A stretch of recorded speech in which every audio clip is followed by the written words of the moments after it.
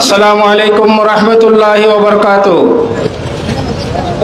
বাংলাদেশ জামাত ইসলামীর উদ্যোগে চট্টগ্রাম কক্সবাজার মহাসড়ক 6 লাইনে উন্নীত করার দাবিতে আজকে জাতীয়ভাবে 22শে অক্টোবর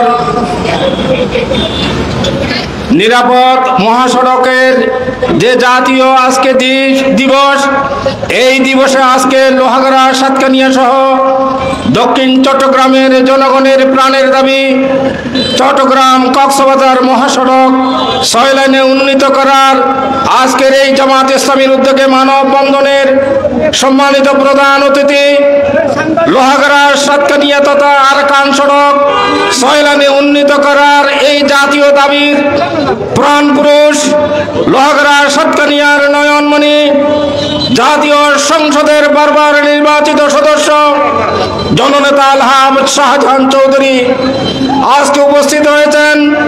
জামাত ইসলামীর সর্বস্তরের নেতৃবৃন্দ এবং সর্বস্তরের জনগণ, সম্মানিত ভাইয়েরা, আমরা জানি কক্সবাজার চট্টগ্রাম মহাসড়ক এখন একটা মৃত্যুপুরীতে এখন পরিণত হয়েছে।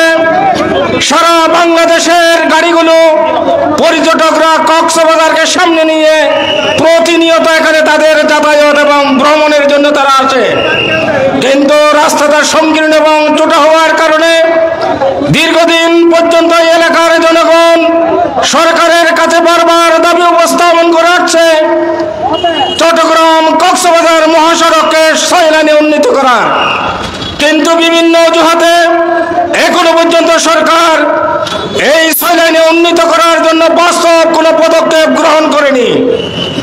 আমরা জেনেছি ইতিমধ্যে 6 লাইন উন্নীত করার জন্য সমীক্ষা হয়েছে, চুনতি অভয়ারণ্যের দোহাই দিয়ে এখানে তারা মামলা করেছে। এই মামলার অজুহাতে এই রাস্তাকে এখন 6 লাইন করা থেকে আপাতত নীরবতা পালন করছে সরকার।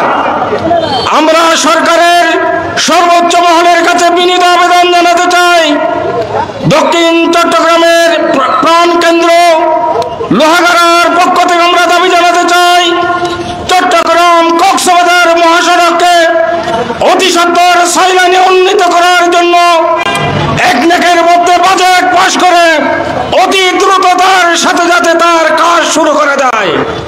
অন্যথায় লোহাগাড়া সহ দক্ষিণ চট্টগ্রামবাসী যদি তারা তাদের আন্দোলনে নেমে পড়ে, এই রাস্তাকে যদি তারা কি করে অবরোধ করে রাখে, তাহলে তার জন্য সরকারকে মাসুল দিতে হবে। আসুন এই রাস্তা এবং জনগণের ভোগান্তি যাতে দূর হয়, প্রতিনিয়ত যে অ্যাক্সিডেন্ট ঘটছে, মানুষের জীবন চলে যাচ্ছে, তার থেকে যাতে রক্ষা পায়, আমরা তত্ত্বাবধায়ক সরকারের মাননীয় উপদেষ্টা সহ সকল উপদেষ্টাদের কাছে বিনীতভাবে আবেদন জানাচ্ছি, চট্টগ্রাম কক্সবাজারকে যাতে 6 লাইনে উন্নীত করার ব্যবস্থা করা হয়।